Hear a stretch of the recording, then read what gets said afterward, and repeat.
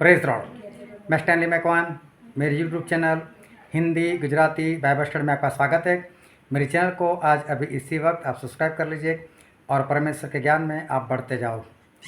Bible में लिखा है खजूर के पेड़ के बारे में और बाइबल में लिखा है लबानोन के देवदार के बारे में। ये लबानोन का देवदार और एक खजूर का पेड़ वो क्या दर्शाता है, वो किस बात को दर्शाता है और उससे हमको क्या सीखने को मिलता है, परमेश्वर हमें क्या कहना चाहते हैं, वो सब कुछ जानने के लिए मेरे साथ इस वीडियो में अंत तक बने रहो।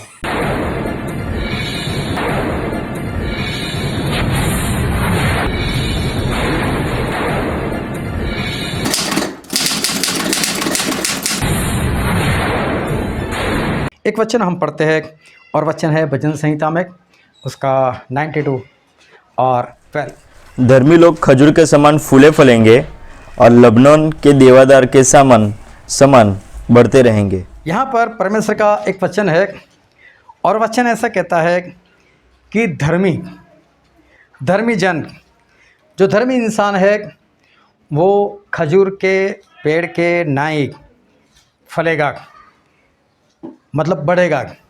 जो धर्मी जन है उसकी बात परमेश्वर ने यहाँ पर की है और परमेश्वर ऐसा कहते हैं कि जो धर्मी जन है वो खजूर के पेड़ की तरह, खजूर के पेड़ की नाई वो बढ़ेगा।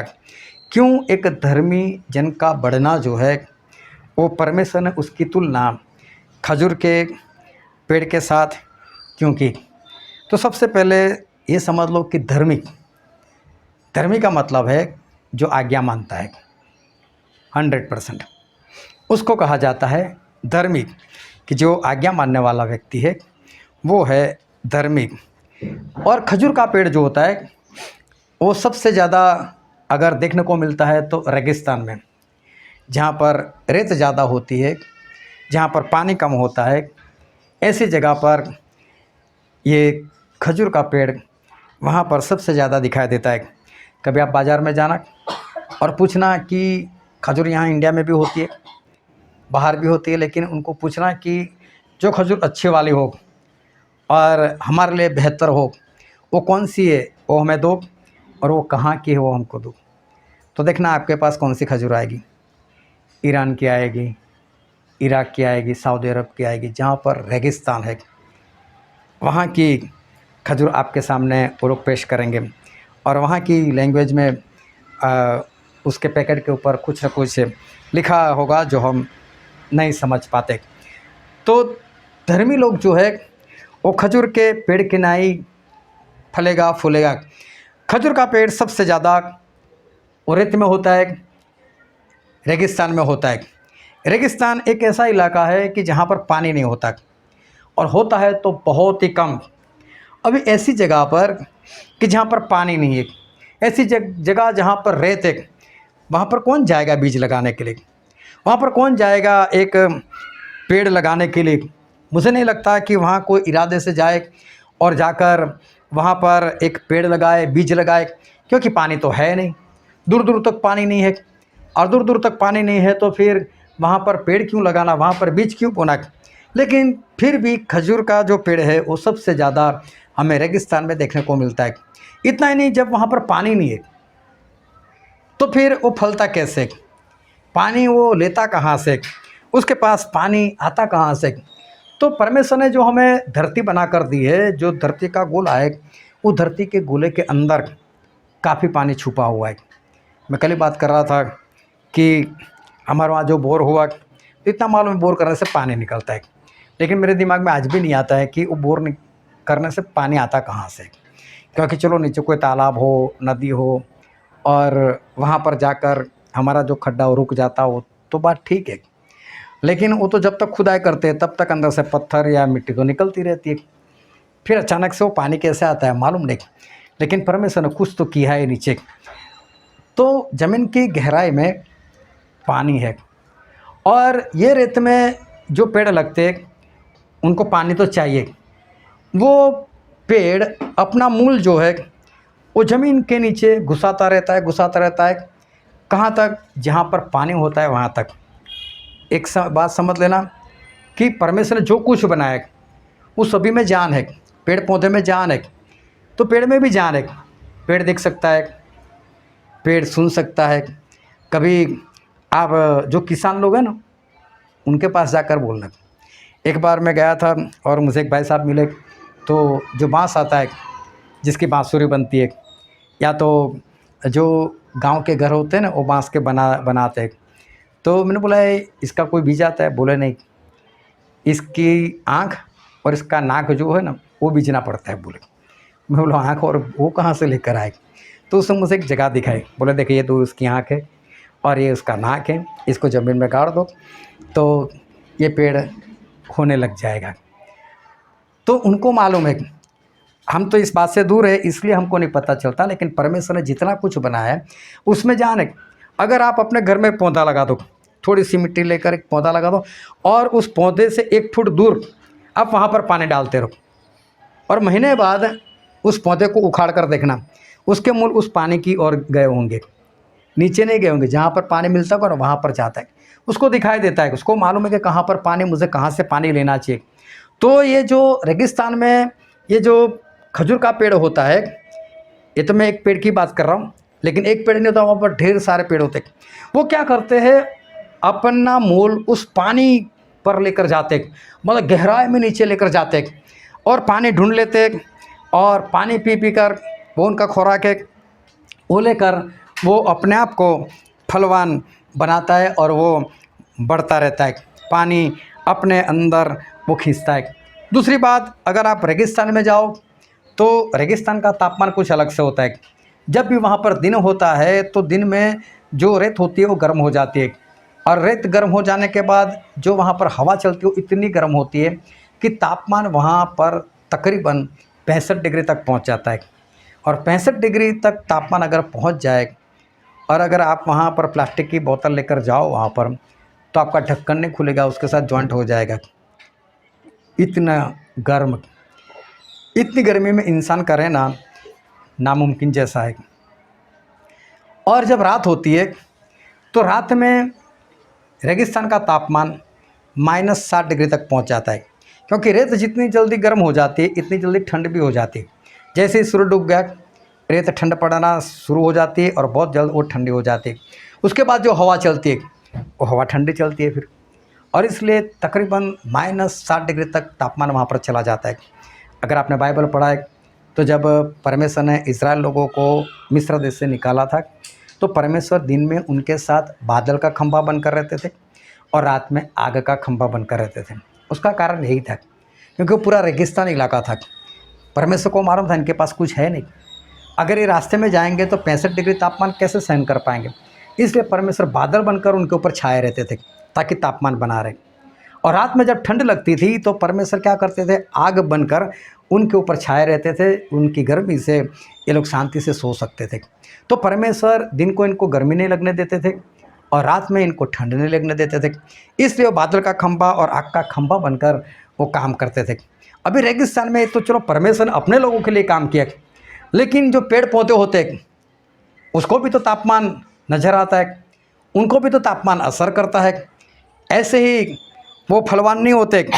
तो क्या होता है कि जो खजूर का पेड़ होता है उसको भी दिन में 65 डिग्री तक तापमान सहन करना पड़ता है, और 65 डिग्री तापमान में खजूर का पेड़ सूख जाएगा। और रात में जब -7 डिग्री तापमान, तो उसमें भी ये पेड़ जो है वो भी नहीं रह पाएगा। आप देखना, आपके वहाँ सेब का पेड़ नहीं हो सकता, वो ठंड में होगा। यहाँ पर इतनी ठंड नहीं। जो इलायची होती है, इलायची का पौधा होता है, आप अपने घर में लगाओ, होगा सही, इलायची भी होगी उसके ऊपर, लेकिन कुछ ही दिन के बाद वो गिर जाएगी, वो फलेगी नहीं यहाँ पर, क्योंकि उसका यहाँ का जो तापमान है उसके हिसाब से नहीं है। तो पेड़ पौधे को भी कुछ तापमान चाहिए। क्यों सर्दी में आम का पेड़ आम नहीं देता, वो गर्मी में ही देने वाला है, उसकी वही रुत है। तो इस तरह से इसका भी कोई तापमान होता है, वहीं पर वो फलता है। अभी 65 डिग्री तापमान दोपहर में और रात में 7 -डिग्री। अभी ये पेड़ को चाहिए कौन सा तापमान, जो दिन में होता है रात में नहीं होता, जो रात में हो दिन में नहीं है, तो फलवान कैसे होगा। लेकिन ये खजूर का जो पेड़ होता है उसका बाहरी हिस्सा देखना कभी खजूर के पेड़ को जाकर, और उसका बाहरी एक छिलका होता है। हर पेड़ में छिलका होता है, लेकिन खजूर का छिलका थोड़ा मोटा रहता है और उसका छिलका आप ऊपर से नीचे तक खींच लो ना, तो ऊपर से नीचे तक वो खींच कर वो आ जाता है। अभी उसको कभी काट कर देखना, उसमें एक पदार्थ होता है जो मोम के समान होता है। जो मोमबत्ती हम जलाते हैं रात में, कभी लाइट नहीं होती, उसके जैसा एक पदार्थ होता है। मोमबत्ती जलती है, ये भी जलता है, ये जो पदार्थ होता है वो भी जलता है। अभी क्या होता है कि ये जो मोमबत्ती जैसा पदार्थ है, वो दिन में जब 65 डिग्री तापमान होता है, तो उस 65 डिग्री तापमान में वो इतनी गर्म हवा वो अपने अंदर लेता ही नहीं है, उसको बाहर से बाहर निकाल देता है वो छिलका, और बाहर से बाहर निकाल देता है। इसलिए उस पेड़ का अंदर का तापमान वो उतना ही बना रहता है जितना उसको चाहिए। और रात में जब -60 डिग्री तापमान होता है, ठंड हो जाती है, तब भी ये छिलका और उसके अंदर जो मोम जैसा जो पदार्थ है वो क्या करता है कि उसको वो ठंडी को अंदर नहीं आने देता। और इस कारण खजूर का पेड़ जो है वो रेगिस्तान में बिंदास रहता है, लेकिन इसका कारण उस पेड़ का छिलका भी होता है। फिर कभी एक खजूर का पेड़ जो है वो आप उसका फ़ोटो देखना,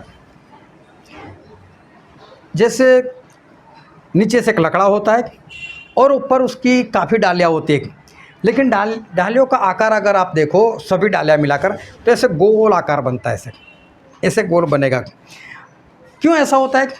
क्योंकि उसमें जो सबसे पहले जो डाली आई होती है वो सबसे पहले डाली लंबी होती है, बड़ी होती है, फिर उसके ऊपर जो डाली होती है वो उससे छोटी, उसके ऊपर वाली उससे छोटी, उसके ऊपर वाली उससे छोटी, और गोला में देखना ऐसा ही होता है, नीचे बड़ा ऊपर छोटा छोटा छोटा ऐसा हो जाता है। तो दूर से वो पेड़ जैसे गोल में है, सर्कल बना हुआ है ऐसा दिखता है, लेकिन जो डाली सबसे पहले आती है वो डाली सबसे बड़ी रहती है, और जो डाली सबसे बाद में आती है वो सभी से वो छोटी रहती है। इस तरह से ये खजूर का पेड़ बड़ा होता है या तो फलता होता है। अभी जब उसके ऊपर फल लगते हैं, जब उसकी रुत आती है और जब उसमें फल लगते हैं, तो खजूर के फल को देखना, और अभी उसी की रुत चल रही है। बाज़ार में देखना कि बाज़ार में खजूर मिल रहे, येलो वाले भी और लाल वाले भी मिल रहे, और देखना वो खजूर की डाली के साथ ही मिल रहा है, डाली के साथ। मतलब कि इसके ऊपर जो फल लगते हैं ना, वो फल आम के पेड़ की तरह नहीं लगते, देखो वो आम है, देखो इधर आम है उधर आम, ऐसा नहीं, पूरा झुंड लगता है उसके ऊपर, पूरा झुंड लगता है। एक एक दो दो कर कर खजूर नहीं लगते, लेकिन पूरा झुंड वहाँ पर लगता है। फिर खजूर को ले लो, और अगर उसको खाना है तो देखो आम अगर खानी है ना तो आपको उसको छिलका निकालना पड़ेगा, छिलके को हम फेंक देते हैं, लेकिन खजूर में ऐसा छिलका ही नहीं होता है कि उसको उतार कर फेंको, पूरा ही खा जाओ। उसमें फेंकने वाली एक ही चीज़ होती है, कौन सी? फेंकना क्यों, लगा दो, एक पेड़ हो जाएगा। उसको भी नहीं फेंकना है, फेंकने वाली कोई चीज़ ही नहीं, कुछ भी ऐसी चीज़ नहीं उसके फल के अंदर कि जो हम फेंक सके। ये है खजूर का पेड़, उसका बीज भी काम लगता है, उसको एक बार फिर ज़मीन में डाल दो तो वो फिर से फलने लगेगा। और बाइबल में जो हमने पढ़ा वहाँ पर यही लिखा है कि धर्मी इंसान खजूर के पेड़ की तरह फलेगा फूलेगा। धर्मी मतलब जो आज्ञा मानता है वो। अभी ध्यान से समझना कि बरसों से जो उन्नति नहीं हो रही, बरसों से जो लोग आगे नहीं बढ़ रहे, उसका कारण समझ लेना कि धर्मी इंसान वो किस तरह से फूलता है, किस तरह से फैलता है। तो सबसे पहले यहाँ पर बात की धर्मी की, मतलब जो आज्ञा मानता है उसकी।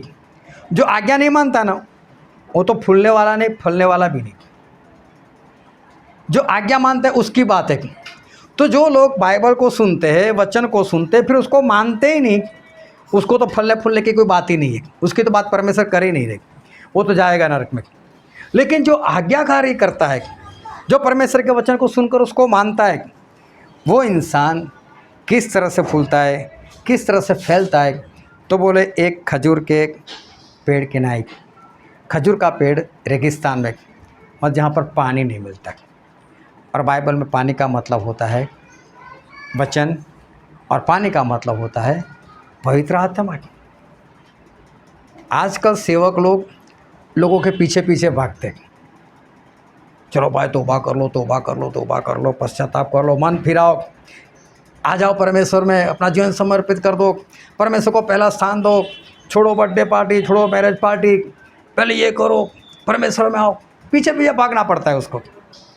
लेकिन जो धर्मी इंसान है उसके पीछे भागने की ज़रूरत नहीं होती। ये बात समझ लेना।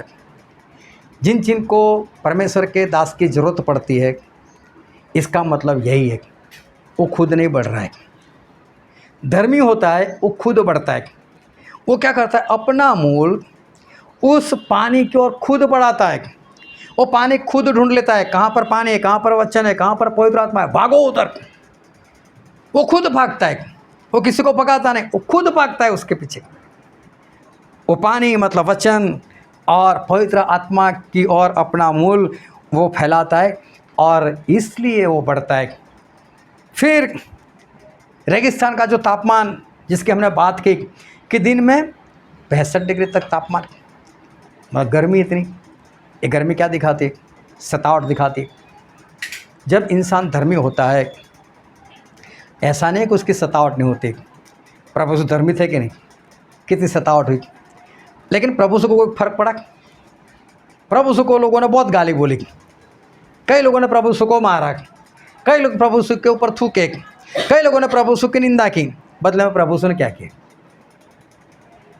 उन्होंने ऐसा कुछ किया कि आप लोग मेरी सतावट कर रहे हो, मेरे साथ ये कर रहे हो, जब मैं तुम्हारे पास नहीं आऊँगा, अब मैं तुम्हें मार दूंगा, अब मैं तुम्हें ख़त्म कर दूंगा? नहीं, उन्हें सहन किया बस। क्यों? क्योंकि धर्मी इंसान जो होता है उसके शरीर के चारों ओर एक मोम के जैसा एक पदार्थ होता है जो गर्मी को, सतावट को अपने अंदर दिल तक नहीं पहुंचने देता। जिसको जो बोलना है, जिसको जो करना है कर भाई तू, लेकिन अपने अंदर ये सारी बातें वो नहीं आने देता। और इसलिए उसका धर्मीपन, उसका आत्मिक जीवन वैसा ही बना रहता है जैसा पहले था, वो वैसे ही चलता रहता है। और अगर ऐसा हो जाए, रात हो जाए और ठंडी इतनी बढ़ जाए, -60 डिग्री तक तापमान, ठंडा होना मतलब कोई संगति नहीं होना, कहीं पर कुछ नहीं मिलना, लोग भी ऐसे ठंडे हो चुके हो, आत्मा में ठंडे पड़ चुके हो, ऐसे लोगों के बीच, लेकिन फिर भी वो अपने आप को ठंडा नहीं होने देता। क्यों? उस खजूर के पेड़ की तरह उसके छिलके के अंदर कोई पदार्थ है, पवित्र आत्मा का वो सामर्थ्य है जो उसको ठंडा नहीं होने देता। और बाहर की ठंडी, चाहे उसके आसपास वाले कितने भी ठंडे हो जाए, वो ठंडा नहीं होगा धर्मी। चाहे कितने भी लोग ठंडे पड़ जाए, लेकिन वो खुद ठंडा नहीं होगा। इस तरह से ना तो वो अपने आप को ठंडा होने देता है, ना ही वो सतावट से डर जाता है, ना ही वो सतावट के कारण गिर जाता है, लेकिन वो परमेश्वर में बढ़ता रहता है जिस तरह से खजूर का पेड़ बढ़ता रहता है। इसीलिए परमेश्वर ने इस खजूर के पेड़ की तुलना धर्मी जन के बढ़ने के साथ की है। फिर बाइबल में जो लिखा है कि खजूर के पेड़ की नाई, तो खजूर के पेड़ की जो डाली होती है, जो पहली डाली होती है वो सबसे बड़ी, और सबसे बाद में आई होती है वो सबसे छोटी होती है। तो धर्मी इंसान जो आज्ञाकारी करता है, अगर वो पहले मसीह में आया, वो पहले मसीह में आया, तो समझ लो उसके बाद जो आया होगा उससे हमेशा आगे रहेगा। अगर कोई विश्वासी 5 साल से है विश्वासी, और दूसरा विश्वासी उसके साथ है जो 4 साल से, तो 4 साल का जो विश्वासी है वो 5 साल के विश्वासी से उसमें कुछ कमियां होगी। 5 साल का विश्वासी उससे 1 साल आगे है तो आगे ही रहेगा। वो 4 साल के विश्वासी को कभी भी आगे नहीं निकलने देगा, कभी भी नहीं निकलने देगा। यहाँ पर कोई ईर्ष्या नहीं है। लेकिन समझ लो कि हाईवे पर एक कार जा रही है जो 150 की स्पीड में है, उसके ठीक 1 किलोमीटर पीछे एक दूसरी कार जा रही है, वो भी 150 की स्पीड से, दोनों 150 की स्पीड से जा रहे हैं। तो दोनों के बीच में फासला कितना बना रहेगा? 1 किलोमीटर जो है वो बना रहेगा, क्योंकि आगे वाले भी 150 से जा रहे, पीछे वाले भी 150 से जा रहे, तो उनका बीच का जो फासला हो तो इतना ही बना रहेगा। पीछे वाला आगे कब निकलेगा? जब आगे वाले ने अपनी स्पीड कम कर दी। हालेलुया। तो धर्मी जन अपनी स्पीड कम करे तो पीछे वाला आगे निकले ना। इसमें ये नहीं मैं तुझे आगे नहीं निकलने दूंगा, लेकिन मैं मेरी स्पीड नहीं छोड़ूंगा। तुझे जितनी स्पीड से भागना है इतनी स्पीड से भाग, मैं मेरी स्पीड नहीं छोड़ने वाला। और उसकी भी इतनी स्पीड है, इसलिए वो कभी आगे नहीं निकलने पाता। जो पहले आया है वो हमेशा आगे ही होगा, और बाद में जो आया है वो उसके पीछे ही होगा। लेकिन अगर बाद में आने वाला अगर किसी के आगे निकल जाता है तो इसका मतलब ये है आगे वाला सही से नहीं चला। लेकिन जो धर्मी होता है उसके साथ ऐसा होता ही नहीं। वो तो खजूर के पेड़ के नाई वो तो बढ़ते ही रहता है, बढ़ते रहता है। वो किसी को आगे नहीं निकलने देगा, क्योंकि वो अपनी स्पीड कम नहीं होने देगा, चाहे कितने भी साल हो जाए। लेकिन पहले वाला प्रेम जो परमेश्वर के साथ उसका था वो उसका बना ही रहेगा। दूसरी बात कि जो धर्मी है वो खजूर के पेड़ की तरफ फलता है। तो खजूर का जो पेड़ होता है वो जब फल देता है तो एक एक दो दो नहीं देता, वो ढेर सारे फल देता है। ढेर सारे फल उसके पास वो होता है। और जो धर्मी इंसान होगा उसके पास भी ढेर सारे फल लगेंगे, उसके ऊपर एक एक दो दो फल नहीं लगेंगे। क्यों? वो खुद बढ़ रहा है, तो खुद बढ़ रहा है तो फल तो मिलने ही वाले, और उसके पास बहुत सारे फल रहते। तो परमेश्वर बोलते धर्मी इंसान मतलब आज्ञा मानने वाला इंसान खजूर के पेड़ की नाई बढ़ेगा। क्या आज आप धर्मी हो? क्या आज आप खजूर के पेड़ की नाई बढ़ रहे हो? फिर दूसरी बात वहाँ पर परमेश्वर ने बताया कि धर्मी इंसान वो लबानोन के देवदार के समान बढ़ेगा। लबानोन एक जगह का नाम है, और वहाँ का जो देवदार है, देवदार एक पेड़ का नाम है, उसके समान वो फलेगा, उसके समान वो फूलेगा। अभी देवदार है, उसका जो पेड़ है वो काफ़ी महंगा रहता है, उसके लकड़े काफ़ी महंगे रहते हैं, और उसके लकड़े का फर्नीचर बनता है। तो फर्नीचर जो बनता है वो फर्नीचर बनाने के लिए मैंने कई बार सीखा है कि जो सुथार लोग होते हैं वो लोग क्या करते हैं, लकड़ा लेकर आते हैं, लकड़े को सुखाते हैं। और लकड़े को सुखाने का मतलब क्या होता है कि पहले उसको पूरा पानी पिलाया जाता है, कि लकड़े को जितना पानी पीना उसको पहले उसको पिलाओ, पानी ज़ोरों ज़ोरों से पिलाओ। कभी जाना जहाँ से गंगा निकलती है वहाँ पर, उधर भी ये देवदार के पेड़ बहुत है वहाँ पर भी। और वहाँ पर वो लोग क्या करते हैं कि पेड़ काट काट कर उसके जो लकड़े होते हैं 8-8 10-10 लकड़े एक साथ बांध कर वो गंगा नदी में डाल देते हैं। और गंगा नदी उसको बहा बहा कर, गंगा नदी को कोई भी ऋतु में जाओ, आप सर्दी में जाओ या तो बरसात में जाओ या तो गर्मी में जाओ, उसमें पानी रहता ही रहे और गंगा नदी बहती रहती है। कारण ये है कि वहाँ पर ठंड बहुत होती है, और जब सर्दी होती है तो उसमें वहाँ पर बर्फ़ रहता है और बर्फ़ पिघल कर आता है, गर्मी में भी बर्फ़ पिघल कर आता है, और जब बरसात की ऋतु होती है तब बरसात वहाँ पर होता है, तो उसमें हमेशा पानी रहता ही रहता है। तो उसके कारण उसका फोर्स ज़्यादा रहता है। तो जब मैं वहाँ पर गया था तो मैंने सारी बातें देखी, मैंने बोला लकड़े ऐसे कैसे डाल देते? बोले इसके 2 कारण हैं। पहले ट्रक की ज़रूरत नहीं, ट्रक का किराया बच जाता है, और जो जगह ठहराई वहाँ पर लोग होंगे वो लोग लकड़े को निकाल देंगे। दूसरी बात, इसको जो पानी पिलाना होता है वो पानी वो अपना पी लेता है, और फिर उसको सुखा कर वो लोग जो भी फर्नीचर बनाना है वो फर्नीचर बना देंगे। आपने अनुभव किया होगा। और अभी बरसात का मौसम है, बरसात के मौसम में कैसा होता है कि आपके घर का दरवाज़ा गीला हो जाता है, गीला होने के कारण फूल जाता है, और जब आप उसको बंद करते हो ना तब नीचे टाइल्स से या तो ऊपर कहीं से भी वो घिसटता है, थोड़ा सा जाम हो जाता है। उसका कारण यही कि वो फूलता है। वो फूलता है इसलिए कि उसको सही तरह से पानी नहीं पिलाया गया है, और इसलिए जब भी उसको पानी मिलता है वो वापस फूल जाता है। लेकिन अगर एक ही बार में उसको अच्छी तरह से पानी पिला दो तो फर्नीचर अच्छा बनता है। कभी बाजार से आप टेबल लेकर आते हो, सस्ते वाला टेबल, वो लोग ऐसे ही बना देते, फिर कुछ दिन होते फिर वो टेबल टेढ़ा मेढ़ा हो जाता है, वो सही में खड़ा नहीं रहता है। कारण क्या है? वो सूखा ना, तो उसका लकड़ा कहीं कहीं से छोटा हो जाता है, इसके कारण वो टेढ़ा मेढ़ा हो जाता है। लेकिन लबानोन का जो देवदार है उसकी बात कुछ निराली है। उसकी लकड़ी काटो, मत भिगाओ, सुखाओ भी मत, कुछ भी मत करो। जो भी बनाना है डायरेक्ट बना दो उसका, बस डायरेक्ट बना दो, उसका डायरेक्ट फर्नीचर बन जाता है।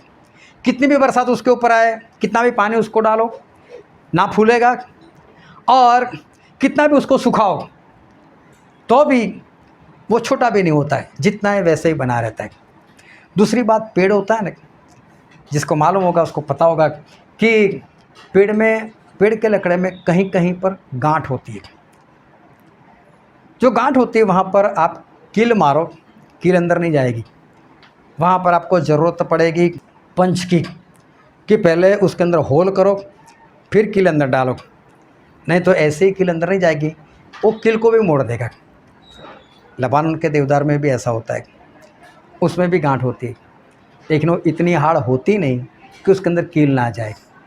कोई भी फर्नीचर बनाओ वो अपने आप को सेट कर लेता है, उसकी गांठ भी अपने आप को सेट कर लेती है, और जैसा फर्नीचर बनाओ वैसा फर्नीचर वो बन ही जाता है, और कभी भी उसमें कोई बिगाड़ नहीं होता। साथ में दूसरी बात ये है कि उसके अंदर भी एक पदार्थ होता है। और पिछली बार हमने एक बाइबल स्टडी की थी नूह के जहाज़ के ऊपर, और नूह का जो जहाज़ था, उस जहाज़ के अंदर जो राल लगाया था, डामर बोलते थे, उस वक्त वो था ही नहीं। उसकी खोज तो बहुत बाद में हुई, लेकिन कोई शब्द नहीं मिला इसके लिए, वो शब्द लिख दिया था। लेकिन वो राल इसी देवदार का पेड़ जो था उसके अंदर से निकलने वाला एक पदार्थ है। उसके अंदर भी ऐसा पदार्थ निकलता है जो डामर के समान होता है, राल के समान होता है। उसको अगर जलाओ तो जलता है वो। और कभी भी अगर आपको लकड़ा जलाना हो तो लकड़ा कैसा होता है, सूखा होता है, सूखा लकड़ा जलता है, लेकिन गीला लकड़ा कभी भी नहीं जलता। आप बाजार पेड़ से काट कर उसको जलाने के लिए जाओ, वो नहीं जलेगा। लेकिन देवदार एक ऐसा पेड़ है, और ख़ास करके जब हम लबानन को देवदार की बात करते हैं, वो तुरंत जल जाता है। चाहे वो पूरी रात अगर बरसात में भी पड़ा रहे तो भी सुबह उसको जलाओ, कितना भी गीला हो, वो आसानी से जलेगा, क्योंकि उसके अंदर जो ऐसा पदार्थ है, वो पदार्थ उसको जलने में सहायता करता है, मदद करता है। और उसकी भी डाली देखो तो खजूर के पेड़ की तरह ही होती है उसकी डाली भी। जो पहले वो आदि आई होती है वो सबसे बड़ी, जो बाद में आई होती है वो सबसे छोटी। और इसलिए जो देवदार का जो पेड़ है वो त्रिकोण जैसा लगता है दूर से अगर देखो तो आप, क्योंकि नीचे वाली डाली जो सबसे पहले आई है वो सबसे बड़ी दिखाई देती है। ये भी यही कहना चाहते कि धर्मी इंसान जो आज्ञाकार है, जो आज्ञाकारी करता है, जो आज्ञा मानता है, वो कैसा है, कहीं पर भी सेट हो जाता है, किसी के भी साथ सेट हो जाता है। हाँ, दूसरा उसके साथ सेट हो या ना हो वो उसकी परेशानी, लेकिन धर्मी इंसान कहीं भी पर भी सेट हो जाता है, किसी के भी साथ सेट हो जाता है। उसका तो काम ही ऐसे लोगों में है, टेढ़े मेढ़े लोगों में, अन्य जाति लोगों में, क्या क्यों उनको सुधार कर मसीह में लाना है, तो कहीं पर भी सेट हो जाएगा, उसका फर्नीचर आसानी से बन जाएगा, और बाद में भी टेढ़ा मेढ़ा नहीं होगा, जुड़ने के बाद भी टेढ़ा मेढ़ा नहीं होगा। धर्मी इंसान कभी भी टेढ़ा मेढ़ा नहीं होता, वो जुड़ने के साथ एडजस्ट होकर अच्छी तरह से रहता है, लेकिन वो टेढ़ा मेढ़ा नहीं होता। टेढ़े मेढ़े वही होते हैं कि जो धर्मी नहीं है। तो धर्मी इंसान लबानोन के देवदार के समान वो बढ़ता है, मतलब सभी जगह पर एडजस्ट हो जाता है।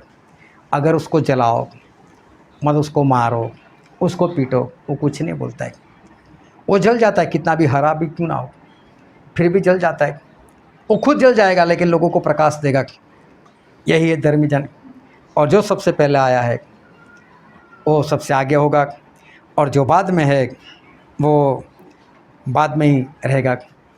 अगर उसके अंदर गांठ है तो भी इतनी कोमल है कि उसमें कील आसानी से लग जाती है, मतलब वो कभी जिद्दी नहीं होता, वो ढीढ़ नहीं होता, वो कोमल रहता है, और किसी के भी साथ वो आसानी से वो चल सकता है।